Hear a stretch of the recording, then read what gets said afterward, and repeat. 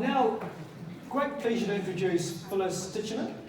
Now, Phyllis is a soils consultant, eco-nutritionalist, and a former organic dairy support farmer. She provides education and coaching to farmers transitioning to organic pastoral production, as well as distributing Dr. Paul Detloff's lab organically certified animal remedies here in Aotearoa. She's lived in New Zealand for the last 25 years, pretty much makes it tangata whenua, farming and providing numerous biological agricultural courses over the last 13 years. Phyllis has specialised knowledge and a keen interest in the value of saturated animal fats in the animal diet. Ladies and gentlemen, can we please give Phyllis a welcome? Welcome everyone on behalf of the Organic Dairy and Pastoral Group. Really heartening to see all of you. Thank you for making the time to be here. Thank you for being who you are and having the concerns and taking the actions that you are doing to help restore some planetary integrity here. Okay. Before I start, I want to thank Dee Dee Pursehouse of the Vermont Land and Leadership Initiative for popularizing this cool demo. Thank you. She does powerful work on communicating the importance of the soil carbon sponge and has played a crucial role in getting Dr. Yina into the spotlight. So, the overview statement, and before I say that, I'd like to say, Peter, we need to talk. I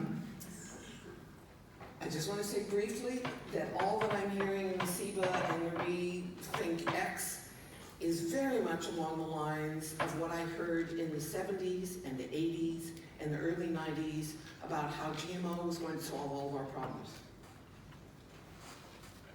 Say no more. There's a lot to investigate, and I absolutely agree. Before you accept the conclusions, you have to know where the money's coming from and what the angle is. So, the foundation for the health of our environment, our people, our communities, and our economy literally lies at our feet. It all begins with the microbiology in the living soil carbon sponge that only microbes can create. So what is the soil carbon sponge and what is its role in our landscape? Right, on this plate, we have some flour, which represents the sand, silt, and clay, the mineral particles that make up all soils. Okay, all soils, we classify them as basically sand, silt, and clay. On this other plate, can you all see that okay? Great, okay. We have some bread, which is flour with water added. This flour in here also represents the soil particles, but it's held together in an open structure with pore spaces, right? You can see that. But what transforms these separate, distinct particles into actual soil? What's the difference between these two plates? It's biology. Okay. So, we've used yeast, which is a fungus, to transform the flour into the bread soil. Okay? So, basically, what we have in any ecosystem is a complex and symbiotic coupling of sunlight, plants, and organisms in what creates the soil crumb or aggregate here.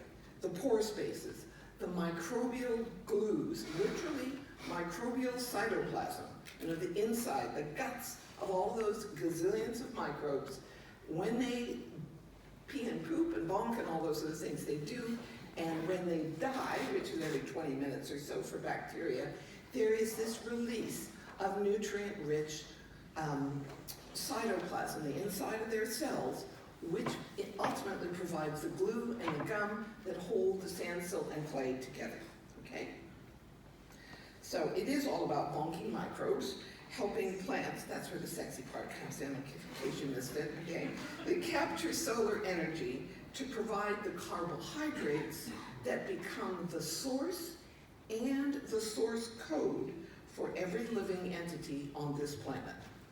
Okay, so what we're going to see here is we're going to have, I have this rain cloud, which has holes in the bottom of it, and I'm going to put about half a cup of water in here, and I'm going to make it rain on our lifeless flower dirt. Okay? So that's enough rain, man. Didn't hold very much. Okay, so when you look at this, what are we seeing? Oops, better stay away. What are we actually seeing here? We're seeing scouring. We're seeing erosion. We're seeing sediment and nutrient loss. And we're seeing flooding. Okay?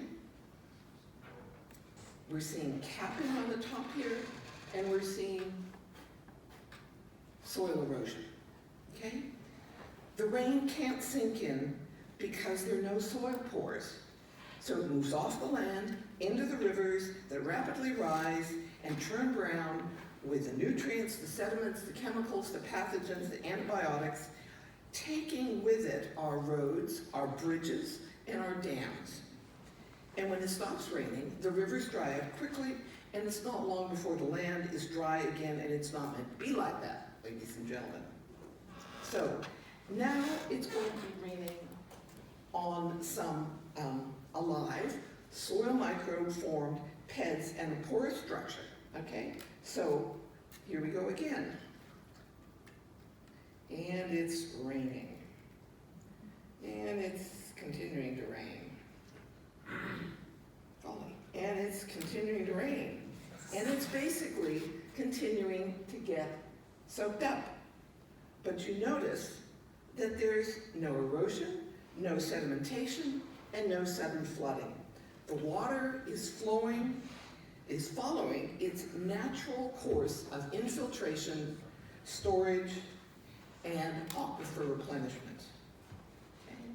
Healthy functioning soils, as illustrated by this spread, are the result of nature's soil carbon sponge made possible by soil biology. These microbe complexes are the healthy soil food web that turns bedrock into sand, silt, and clay. Now, microbes actively etch rocks with their organic acids to extract the minerals to barter with their host plant. Both the fungi and various classes of bacteria do this as part of their natural functioning. And that is how massive forests of immense biomass and extreme importance to the ecosystem and to the climate function have been created without fertilizers. We are not mining the soil when we don't add fertilizers. What we fail to do is actually engage with, protect, and nourish our microbial partners in this whole process. Okay, so the microbe communities access the minerals, grow the soil carbon sponge that creates and holds the nutrients, isolates heavy metals, detoxifies chemicals, and basically deactivates pathogens. All soils are capable of doing that if they have a robust soil food web. Okay? Any soil on the planet is capable of this. In fact, it's the eco-imperative. The natural sequence of any ecosystem is towards ever more diversity of microbes, plants, larger animals, and ultimately humus and humans. There is a link. Most ag soils have lost their capacity to hold water. They've lost their soil sponge because of our standard ag practices. And now they're behaving more like piles of dead flour, and we have all the evidence of that around us. But with organic regenerative agricultural principles, we now know how to grow our soils, okay? So, let's get some microbes on the job here. Let's grow our soils. And let's see what happens when we do that. We can just keep having it rain, replenishing our aquifers, doing all sorts of things. including, basically, growing our capital asset. You get the picture. Right. So, I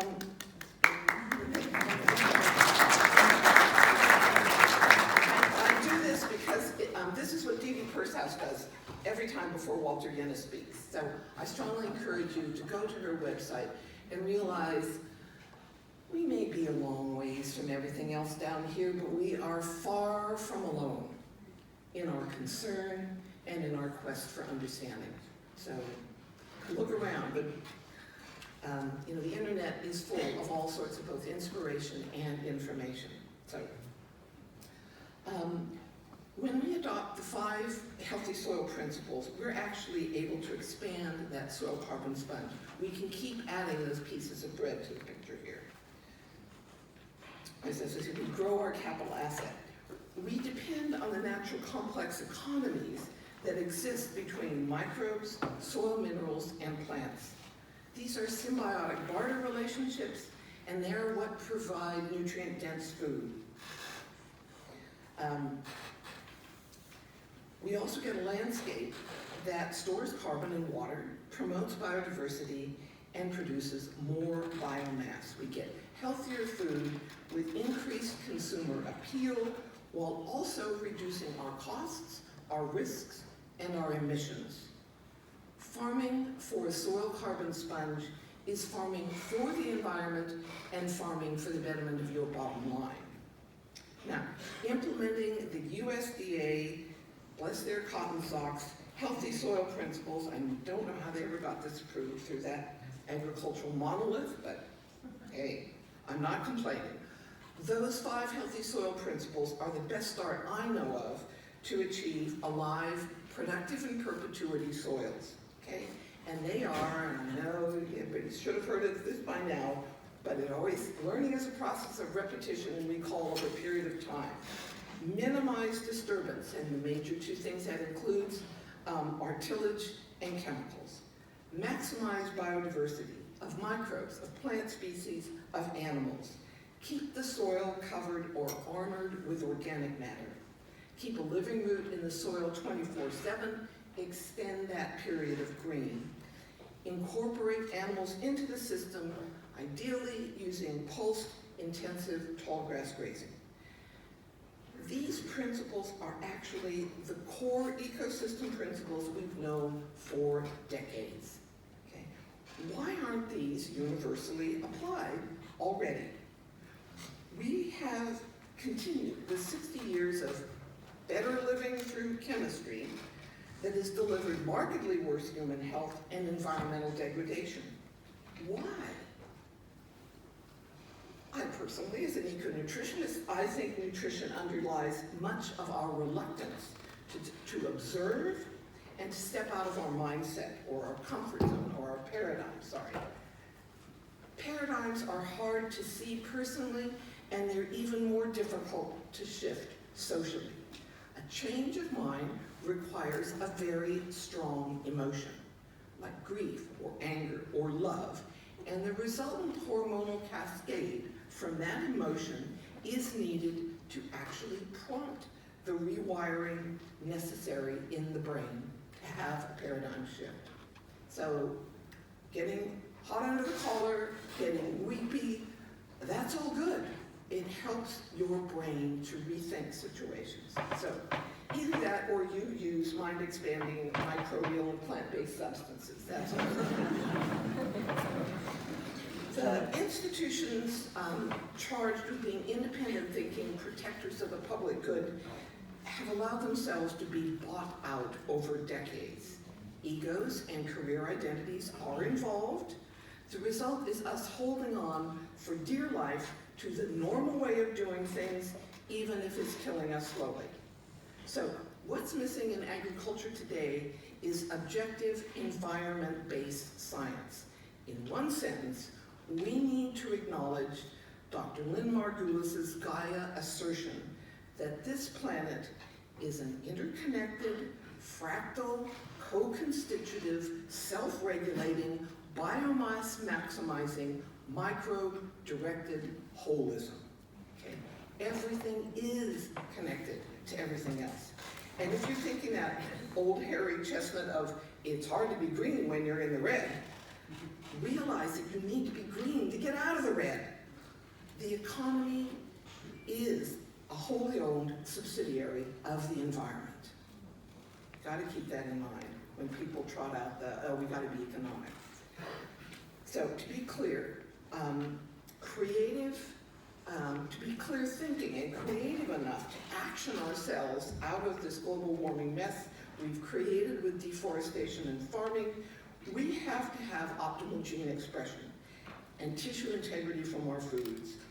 Good gene expression only comes from eating a variety of high-brix, nutrient-dense, spray-free food. That only comes from microbe and plant-diverse, resilient farm ecosystems. The requisite soil and human microbiome health is only possible where biocides are not applied. Biocides are any form of pesticide, herbicide, fungicide, antibiotic, water-soluble chemical fertilizer, etc. Anything that kills life. In particular, microbial and cellular life. Hence, the focus on organics. And if you're thinking, that's fine, but how do we ensure a profitable crop without using pesticides? Well, insect research completed in 2017 confirms what Phil Callahan and Arden Anderson have been saying for decades. Insects don't attack healthy plants. Thanks to 20 years of lab research and millions in funding from the US Defense Department, go figure, Dr. Tom Dykstra has confirmed through advanced insect bioelectromagnetics research that insects only attack plants of a Brix of under 12. Only unhealthy plants are attacked. So get your crop Brix up by following the 5 healthy soil principles and everything comes right, especially human health. And if you're going to say, yeah, but I only use a tiny amount, parts per million. Understand that pesticides and most chemicals we use in agriculture are hormone or endocrine disruptors. They are carcinogens at parts per trillion. The dose does not make the poison. There's something called the non-monotonic effect, which means that exposure to tiny amounts of biocide chemicals over time is more deadly than periodic larger doses. Constant tiny pesticide doses is precisely what we've been doing to ourselves and our fellow organisms over the last 150 years.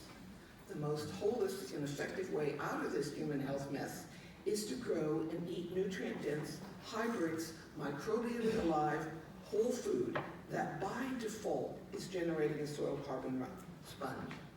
Otherwise, we're toast. Now, just basically, this afternoon you'll see examples of brave innovators making all of this happen. Know that this works because it is based on core ecosystem principles. Know that it's going to be socially challenging and a little bit isolating for a while. Know that it is crucial for everyone's survival, what you do. Ask for help and support from those already on the path, and just do it.